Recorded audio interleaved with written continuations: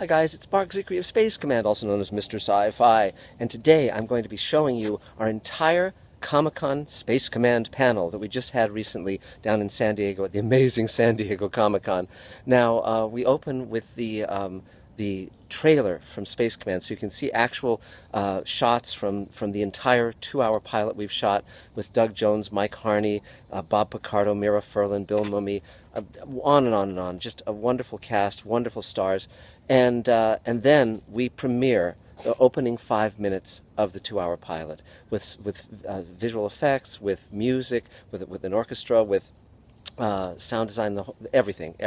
And then we have the panel with Doug Jones and many of our cast and crew. So sit back, enjoy it. I don't have much voice on the panel because I just come from 26 meetings in London and had landed the day before and then been whisked down to San Diego. So other than that, I think I'm in fine fettle, and I can't wait to share this with you. So enjoy it. It's quite a ride, and I'm so honored to be part of this. So talk to you soon. Bye-bye. The soar up there, that's what it's about. We fly. That's what we cameras do.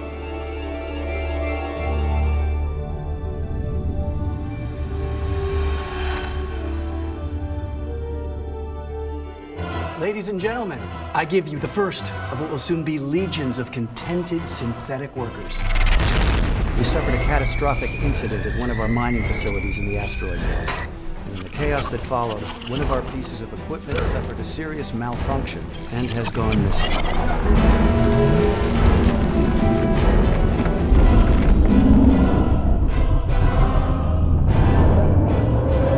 Kicking in the thrusters. Lieutenant Bradbury, match their speed. Yes, sir.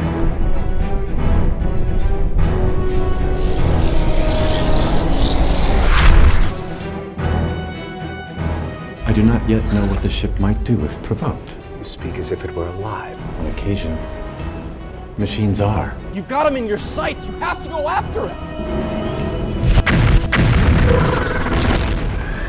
You should not have saved my skin, Jack. He was counting on your humanity. Doubt that I know my duty, Captain. You put it in your report.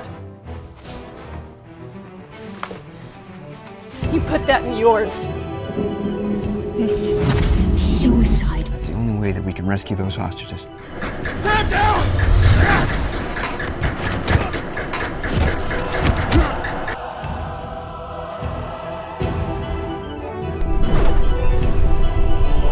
You'd vaporize everybody on Earth? Our orders are wrong. Slavery won't stand to go badly. You let all your people die.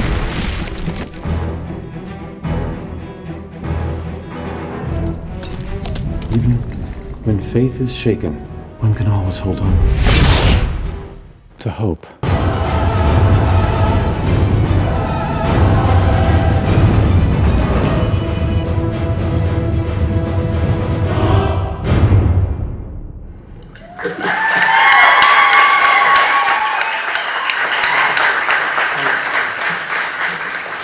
And now, just hot off the presses, straight out of the oven, the first 5 minutes of the 2-hour Space Command story.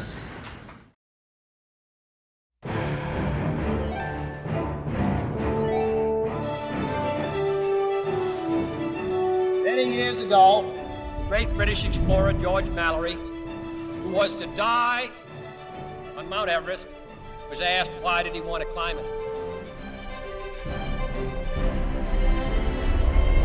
He said, because it is there. Well, space is there. And we're going to climb it. And the moon and the planets are there. And new hopes for knowledge and peace are there. And therefore, as we set sail, we ask God's blessing on the most hazardous and dangerous and greatest adventure on which man has ever embarked.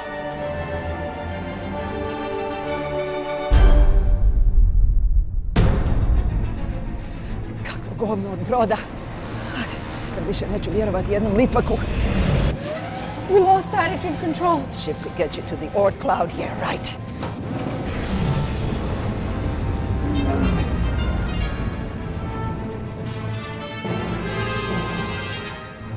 Grappling lines? She's too hot. We grab hold, she'll tear apart. Our instruments are non-functional. My daughter and I need help. Urgent help. Heat scrambling the reception. They don't know we're here. Sir, I think I can maneuver and get under her hull. Negative, Lieutenant. We can't risk this ship. Can't just let them burn to death. It's enough, Lieutenant. Inform HQ. We'll follow her down and send coordinates on the debris field.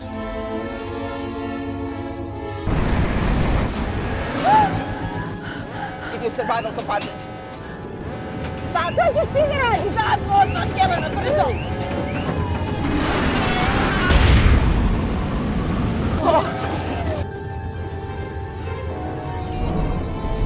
That's it.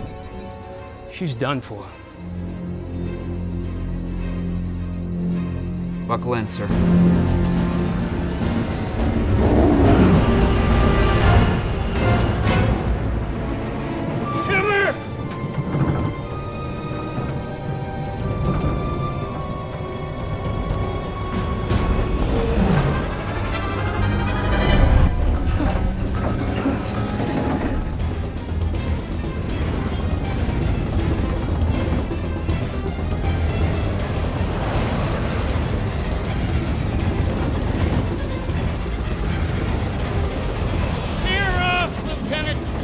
That's an order!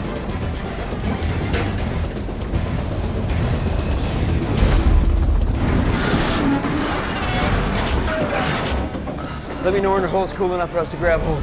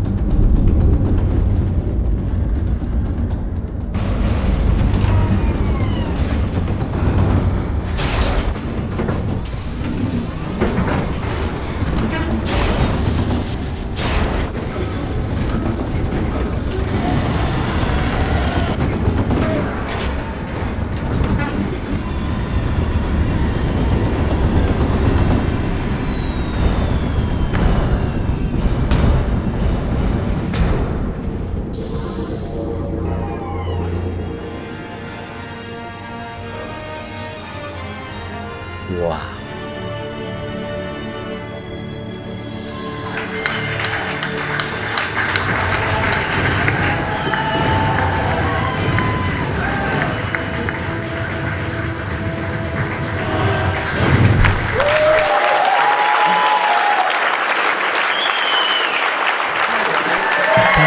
Thank you. And I want to give a shout out, of course, to our wonderful actors. They'll be coming up here and talking in a moment. You stop your talking. But one you thing, got a bad voice. hold on, Joe. I want to thank David Raiklin, our wonderful composer and co-producer. Thank you. Yay. Yay.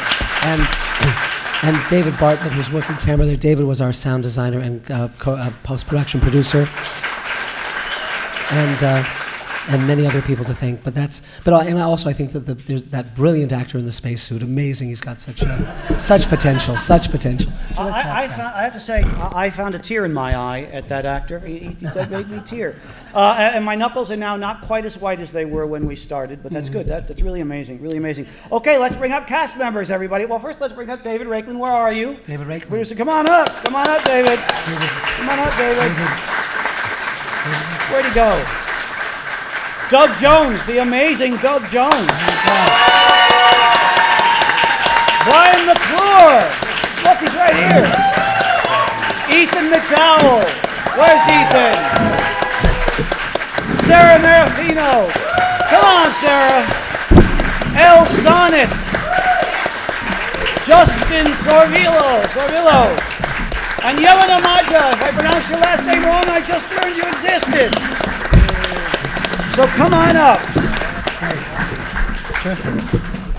great, great work, everybody. Wow, that was really something. And that's the first time I've gotten to see it, so it was a kick for me, everybody. So once everybody gets settled, I want everybody to put your thinking caps on. And I'm going to ask you a couple questions. David, first off, the music is really cool. Thank you. The music is really cool, and I want you to talk about give us a little bit about the music while everybody's being settled. How were you inspired by the music? What did you use as your touchstones for the music for this? Well, I used the story. We have a very distinguished ancestry for Space Command, the whole history of science fiction. We're taking the best from Things to Come, Day the Earth Stood Still, Trek, Star Wars, and all of their presidents, the German Romantics, the whole history of music gets to go in here because this is probably the biggest story I'm ever going to work on in my career, covering 150 years of galactic history. So it's not like we're going to have one idea and just develop it. We need to have a whole universe of ideas and all the characters. You know, Doug's character is an amazing, unique creature that needs unique music that's never been done before because we've never had a android with a religious consciousness before. So we have to figure out how to do that. But on the other hand, Space Command, they are the heroes of the high frontier, and we know how to do that. Okay, I'd like to ask the actors a question, and the question is this: When did you realize when you got involved in this thing that this was really going to be something extraordinarily Probably special? just now. Well, that may be the Finally. case. That may be the case. Doug, in our last panel, we talked about how you always have makeup on, and in the last one you didn't have it here. You just got a helmet. You're doing good. Yeah. We will see your face as life goes on. It's a really cool helmet, though, wasn't it? Yes, best helmet ever. I know, right? There's the question. I knew it was cool right from the beginning because I met Mark Zakri and his lovely wife Elaine, who co-wrote and co-directed this. Mark has such a prolific and renowned, layered history as a writer in sci-fi. So once he says he's going to, create his own thing away from TV networks, away from studios, it's like, okay, I want in on that, whatever it is. I read the script and was like, oh, love it. It's a space drama. It's like a relationship story that happens in a sci-fi setting. And when I was told about this character being an android or a synthetic, we call them a synth. I've always wanted to play something that looked like me but wasn't really, human all the way. And the storyline or the backdrop or the history of a character like this. I'm a machine, yes, but and you've seen that told before, where the machine gets a mind of his own and goes rogue or whatever, right? But in this case, he not only gets a mind of his own but a heart of his own. And when you think he's going rogue, he's actually going sympathetic with others like him, and he's actually fighting for a very deep cause that other machines would never know how to do. So that was very attractive to me altogether. One of the cool things I noticed just watching the trailer and watching the 5 minutes is that even in the action sequence, this is infused with heart. This is infused with stakes and emotion, centered in relationship. Well, and one thing I want to mention in that regard is, because I've been talking about it a lot in these meetings I've been having with networks and production companies in London, is that Space Command is about compassion and reaching across barriers and boundaries.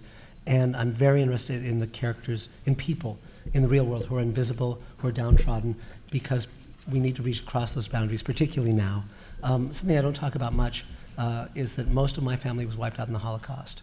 And why? Because people didn't reach across those boundaries at that time when they could have turned around, when they could have stopped it. And now there are suffering people all over the world, here in America, of course, in the West Bank, everywhere, there are people suffering. And the more that we turn a blind eye to that, the more terrible things can happen, because when people have no way to reach out, they strike out because they have to, because it's desperation, they want to survive. But if we come with compassion, if we come with love, if we see everyone as ourselves, then we create a hopeful vision of the future. We create a vision of the future worth living in. And so that's really what Space Command is about. Great. Cool. By the way, there's some people on the panel that, frankly, I didn't know were here. Is that David Bartlett down there that I see? Hi, David. Hey. David, who did the VFX and did a lot of the stuff that you saw there in those first 5 minutes amazingly. Sound design. I did the sound design. Well, the not sound the design. VFX, Yeah, but that's amazing. I don't know everything. I was just pressed into service here. So to save Mark's voice. Oh, let's Yes. keep going down with our cast. And if I didn't introduce you, introduce yourself when you get to you. Sarah? Brian? Question? Wow, Sarah's... Okay, I've swallowed. She's good. I'm good. What do you play? I play Captain Elaine, I'm thinking of your beautiful life, Lorraine Essex. And the question was, when did I think that this was something special? Yeah. Immediately when I read the breakdown of the project, I knew that this was something that I wanted to be, and I always believed in Mark's vision. And even though we couldn't see it as we were shooting it, I believed so strongly in his passion, and it wasn't until I saw it all come together on the screen today, I had tears in my eyes, because it was fun. It was the combination of all of the blood, sweat, and tears and hard work, and it's come together so beautifully. I'm so proud to be a part of this project, because it's so much heart, and my character goes from being very much by the books, very, protocol, and there's a fine line when things happen, when you have to say, what I'm taught is wrong. And when you make that switch, beautiful things happen. And so that character arc, going from somebody who was very rigid and you do what you have to do, to actually feeling and standing up and having the courage to say, I'm going to make a change, was quite beautiful, and it was a blessing to be able to play that part. And I also want to speak to one thing that Sarah did that was terrific. I strongly, those who know me know that I'm very much a self-starter. And Sarah, we had a worldwide talent search where anyone anywhere in the world could send in auditions for 2 of the lead roles. And one was a male role, Captain Kemmer, and one was a non-specific role. Cadet Bradbury could be a male or female. But of all we got 7,000 inquiries, 1,200 videos, and out of the 1,200 videos, only one woman auditioned for Captain Kemmer. She drew outside the lines. And I was so impressed with that, and so impressed with your audition, that we had Sarah come back in for callbacks, and I created the role of Captain Lorraine Essex specifically for her, because I admired and I thought she did a great job. Cool. Hey everybody, my name is Brian McClure. I also was a talent search winner. I got to get the role that Mark said could either go male or female, and because I have long hair as a male, I think that's kind of, he just found a nice middle ground there with it. But basically, it was really cool for me, because initially when that role was up, it was for Cadet Bradbury, and initially it was for just 1 or 2 films at the beginning, and then it grew to 6 films, and now it's a series. And as it grew, so did my role, and now I'm playing my own great-grandfather, because it spans 150 years. So that's pretty exciting. But as far as when I knew this was a special project, I had the blessing of getting to know Mark a little bit beforehand, and he's been a mentor to me as well as just the captain of this ship. Is that a good pun? But I just see the determination that he has, him and Elaine, and we haven't always had the most funding behind us, but he's never stopped, and he keeps pushing forward, and that's an inspiration to me as an artist, and what he keeps creating and how he keeps going after it, and it's just a very unique project to be a part of in that way. So just as soon as I got to know Mark, I knew that this was a special project. Cool. Thanks. Ethan? My name's Ethan McDowell. I play Captain Jack Kemmer of Space Command. Yeah, you do. Yeah, you do. Yeah, I was also a talent search winner.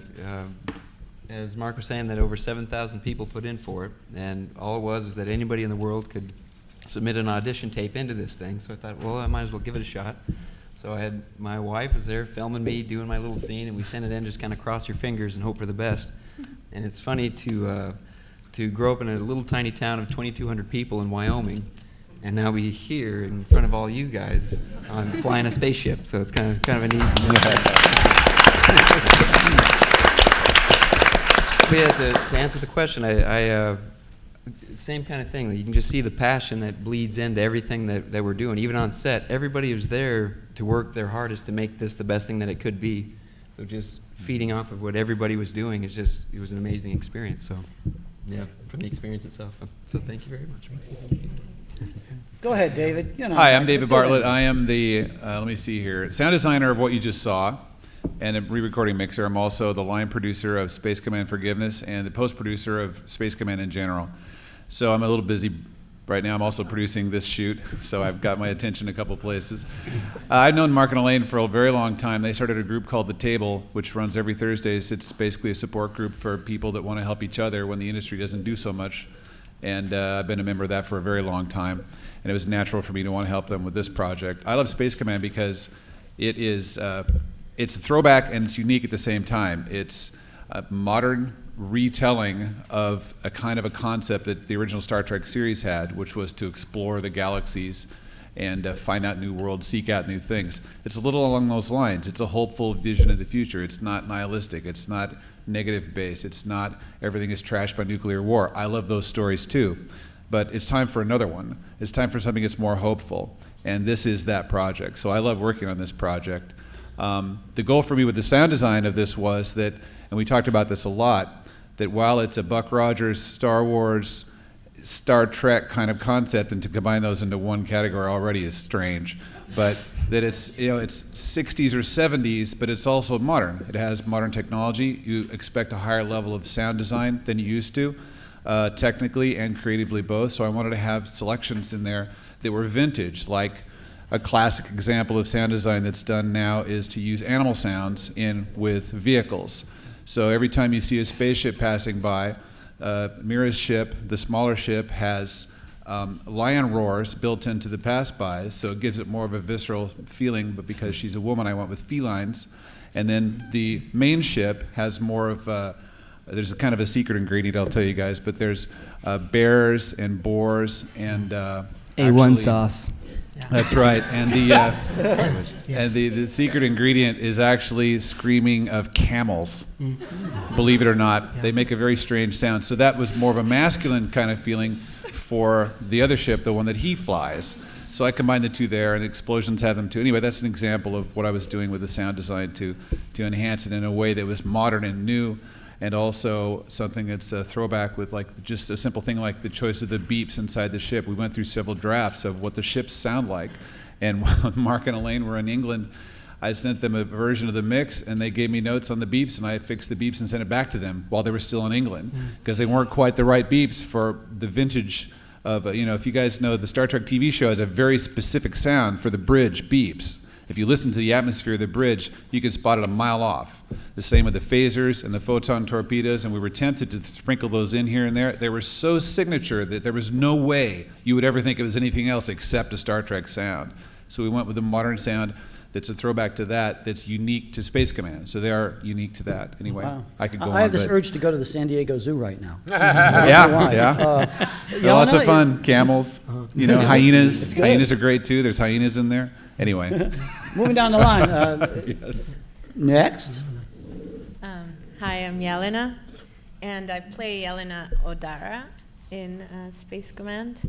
And I can second everything that these guys said about being extremely proud of this project and honored to be a part of it. I didn't have to go through this talent search, and I never even read the script.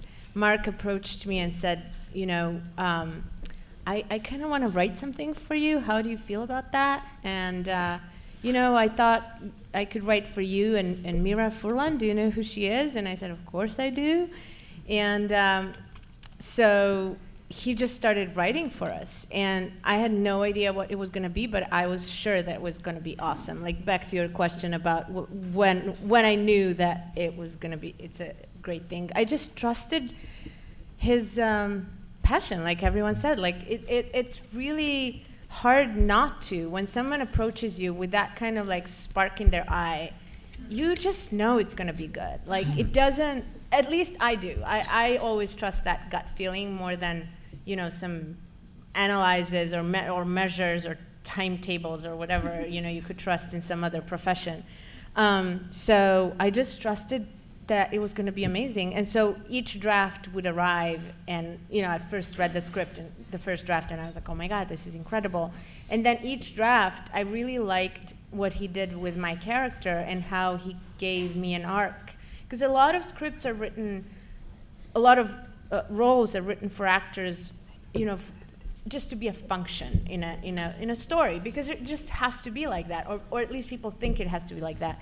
And I feel like Mark has written every single role to have its arc and reason and motive and everything. So for me, what was interesting as a person, as an actor, that I got to have this exploration of someone who is inherently really selfish in the beginning and only thinks of herself and her mother, and then has that switch because she witnesses what happens with the androids, the synthetics, and with the human race, and she has a switch, and she goes onto the right side towards the end. And so that for me was incredible, and also working with all these people has been, and getting to know them, because it's been like we've been working on this for a while, has just been such a wonderful journey, and I'm just so grateful. Yeah, so thank you. Great. Elle? Hi, I'm Elle Sonnet. Let's see. I remember the exact moment I knew it was special. My husband and I were sitting at home, and we pulled up Kickstarter, and we saw the Kickstarter for it, and I got so excited, and we both were like, we have to be part of this. So I stalked Mark that second on Facebook. I added him, he added me back. I messaged him, I said, I have to be part of this is awesome. He wrote me back, he invited me to come meet him at the table, like David mentioned. And he said, it's in 30 minutes. I got in my car, and all of this happened in 10 minutes. I found the project, we fell in love with it. I met Mark on Facebook, he added me as a friend, thank you. And he wrote me right back like that.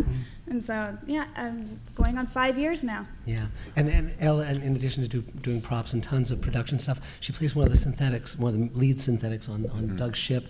She has an awesome fight scene that we have it in the rough cut, but we'll show that sometime soon.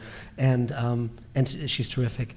And again, like the Borg, I absorb people. But seriously, I view everyone on my team as my collaborators, as my partners. You come to things with a good heart. I'm used to projects taking a long time. I'm used to the long haul.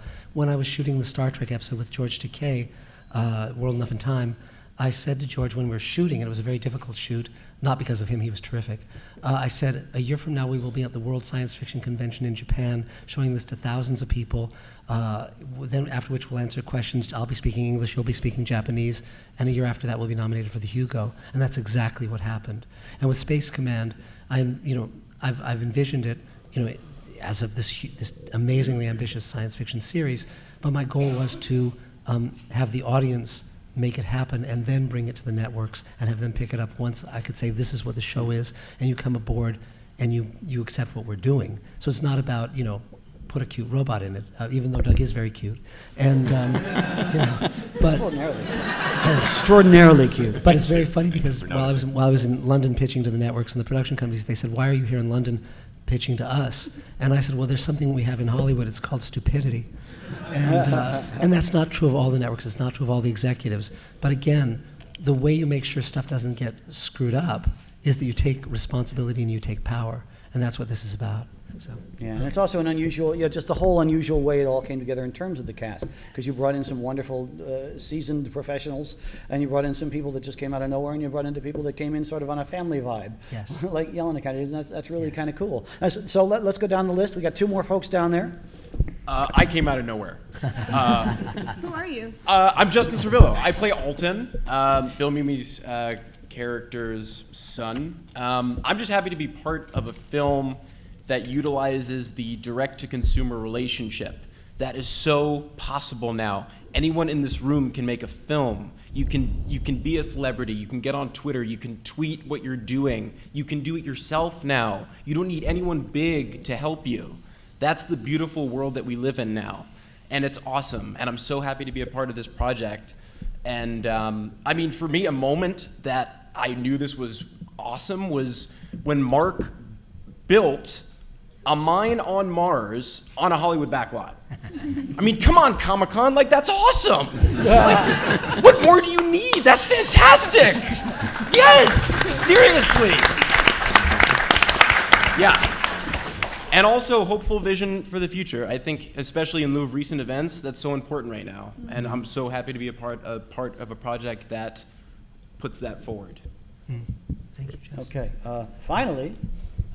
I'm Aaron Gaffey, and I'm the last winner of the talent search who still hasn't worked yet. And I'm sorry, sorry I didn't introduce you, Aaron. It's probably because of that. Yeah, exactly. No, I obviously am still a huge supporter of this project and devoutly dedicated to it, even though I haven't done anything on it yet. Yeah. I mean, I still touch base with Mark, and I'm like, should I still be thinking, no, it's going to happen. But like he said, everything takes time. And I mean, I was inspired the same as I'm second and thirding everything everybody else has said. It is so filled with passion, and it is so righteous in its presentation that from the get-go, you just couldn't help but be a part of it. And you felt so honored to be a part of it. And that's why I'm still here and patiently waiting. And yes. No, we'll shoot you eventually. We'll wheel you out into the sun. Yes. Eventually. I may be in my 90s, but that's okay. We'll have to rewrite the character a little bit. But actually, to put it in context, Aaron plays, because Space Command covers 3 families, 5 generations of 3 families over 150 years of a future history. Aaron plays Matt Kemmer, Captain Matt Kemmer of Space Command, who is the great-grandson of Jack Kemmer, Captain Jack Kemmer, but we jump back and forth between generations in the story. So, David Bartlett mentioned Space Command Forgiveness. The title of the first 2-hour story is Redemption. The title of the second 2-hour story is Forgiveness, and we shot 30 minutes of that already, which leaves us about an hour and a half to shoot. But there's a framing story with Aaron, so he won't have to wait until years from now. You'll be out there soon. Yes, you'll be there very, very soon. And but it's just thrilling to be writing with these wonderful people in mind to use them. We've been talking about inspiration and family and the connection and all that stuff, and it is very inspiring and wonderful. But I think I need to know funny. I think I need to know something funny that happened. Has anybody got any really funny stories about stuff that happened on the set that will just go for it? Who's got one? There must have been something funny. We're just really. I have a small thing. Rico Rivera. I have a small thing that's kind of funny. We were shooting on sets that existed from the first shoot, and we were wrapping those up, and everyone was pitching in to strike the sets afterwards, including this man right here, who also, by the way, has helped make the visual effects list and many other things. He's also a skilled editor. He's quite an accomplished person. So for fun, we had Captain Jack's chair, but the entire set was stripped, and it was just a plywood platform and the empty walls of the soundstage and just his chair. So we had him in costume sit in the chair so we could make a jump cut from shots that were done in the film like that to him in a stripped, empty room and look around like, what's going on, confused, and everyone's like, we gotta go, we're wrapped, we're done. Yeah. So somewhere there will be a gag reel of that'll be very funny. That'll be great. I got something funny. Go. So, I don't know, Mark can give you the details. So he gave me this mannequin with this like really old spacesuit on it. It smelled so bad, I'm sorry, Mark. It was really dusty, and we had it in my back of my car, and my job was to try to get the zippers to work so Mark could get in it. So he could do that shot that you saw. That was the spacesuit we just saw? Yeah. No, well, did you end up wearing it? It started out that way. You ended up wearing the whole suit? He got in it, guys. He wore it well, guys. He wore it well. It was really cool. How old is that suit? Well, that suit has an amazing history. When I was a kid, Western costume was the leading a provider of costumes to all the major studios for decades. And when I was a kid, 12 years old, they had a sale. They never had a sale open to the public. And my mother took me to the sale, and the spacesuit was for sale for $25. And it's a real Navy high-altitude spacesuit. And it was used in a Twilight Zone episode called The Parallel, one of the hour ones. And my mother bought it for me. And so I did student films wearing that spacesuit. There's photos of me at 15 in that spacesuit. And I thought, well, I've got to put that in Space Command, obviously. And that's how that came about. But until we saw the whole scene assembled, I mean, literally, I almost cut myself out of the film as recently as today, because we didn't know if the shots would work. Those shots were delivered today of me in the spacesuit. So that's Yes, by Tobias in Germany. Yeah, Tobias Richter in Germany, working with Dave Edison, our crack editor. Amazing. I have a funny story about that spacesuit, just briefly. I guess we all have one.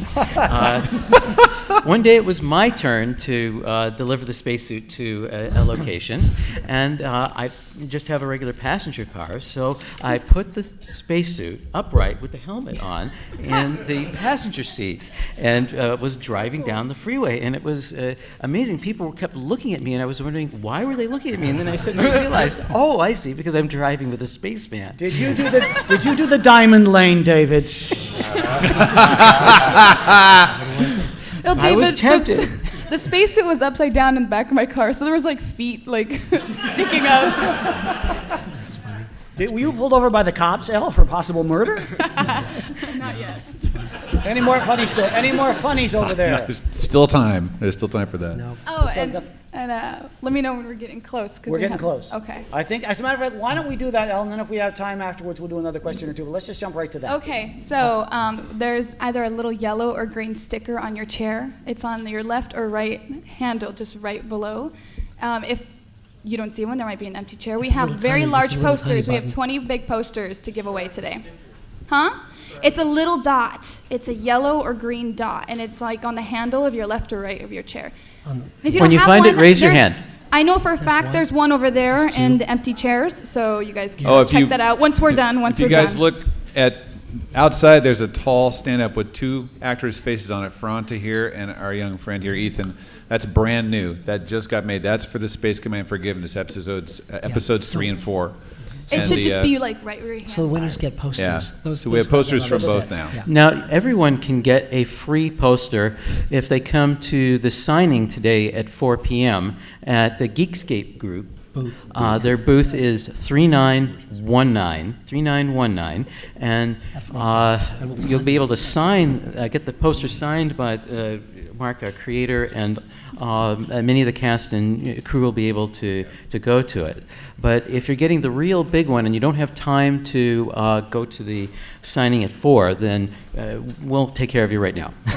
Mark, is there anything else you want to say? You want to croak to your audience or to your gang of no-goods when you're on stage? One thing I do want to say is now we're about to start the meetings. One of the things that's recently happened is that I'm now represented by the head of movies at CAA, which is a huge coup. Neil Gaiman recommended me, and he's hooking me up with the TV division. This gives us an enormous, great opportunity. We will have access to everyone, which means that now we start the process of meeting with the networks, Netflix, Sci-Fi, Amazon, etc., to sell Space Command as a show. Up until now, we've been supported by our Kickstarter backers and by people who've bought investment shares in Space Command. If anyone wants to invest in Space Command, you can talk to us. Once we sell the show, we will not be selling investment shares anymore.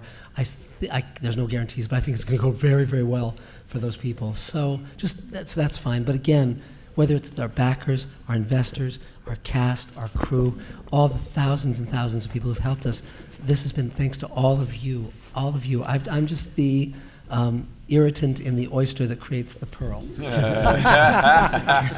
Oh, and Mark? How are we doing on time, guys? There's one more thing about that, too. What? One more thing to add about that. Seriously, if you want to be involved with Space Command, we have volunteers that participate at many levels, and we have paid positions both. So if anyone's interested in that, you can talk to me afterwards. Does anybody have a question they'd like to ask, since we have this microphone up here before we end up? Let's go with that. I can Hello, hear you. hello. There it is. Please. There you Mark, you've got Bruce Boxleitner and Bill Mumy in the show too, Yes, right? yes. Would you describe what it's like having them as part of it and what they bring to it? Oh, it was a nightmare. No, it was. They were wonderful. Divas. Bill Notice Mumy- I didn't ask the nightmare question. Yeah. No, they're terrific. Well, some of you know that I wrote for Babylon 5, and so ever since I saw Mira when we worked together on Babylon 5, I wanted to work with her again, and I'd always wanted to work with Bill Mumy. The way I met Bill was I was homesick one day, with sounding much like this, when I was 7 years old, and Lost in Space was on, and I decided to call the stars of Lost in Space. I was alone at home. And so I pulled out the phone book and just the white pages and just started calling people with the same names. And most of them just had the same names but weren't the right people. There was one Mumy in the phone book. It was his dad. So I called, and his mom answered. I said, "Is Billy there?" And he came on the phone. And I was so nervous, all I could say was, "Will you be my friend?" and hang up. But I called him back, and as soon as I was over the cold, my mother drove me there and we traded comics. So we've known each other since we were 7 years old, or he was 8. And I actually recently found the photo of Will Robinson that he signed to me back then. And so we worked together on Babylon 5, but I'd always wanted to work with him again. And of course, I wrote The Twilight Zone Companion, so I interviewed him when I wrote that book. And so he was phenomenal to work with. And then he said, "Listen, I think Bruce might want to come in and play General Joe Haldeman." Joe Haldeman is a very famous science fiction writer who was one of my teachers at Clarion. And so we had Bruce come in for the day, and he played the general. So it was a Babylon 5 reunion. The three of them hadn't worked together since Babylon 5. So you have a treat in store when you see all of that. Yeah, for me it was fun on the day that Bruce came in because I got to just kind of be a fly on the wall in the green room just to hear these guys riff with each other. You can just see the history. Yeah. All they would do is just make fun of each other the whole time. It was just a neat experience. Great. Any more questions from the audience? Can I add a fun little story about our blonde Captain Ethan down here? As you can see, he's a humble Midwestern, nice guy who smiles and nods his head a lot. Right. He's really like that. He really is. No, all the time. So when I met him, it's like, "Oh, aren't you precious?" Right? And so first day on set, we're in the middle of this heavy scene where he comes and confronts me for the first time. We're face to face after a lot has gone down in different spaceships. Now we're in the same space, looking at each other for the first time.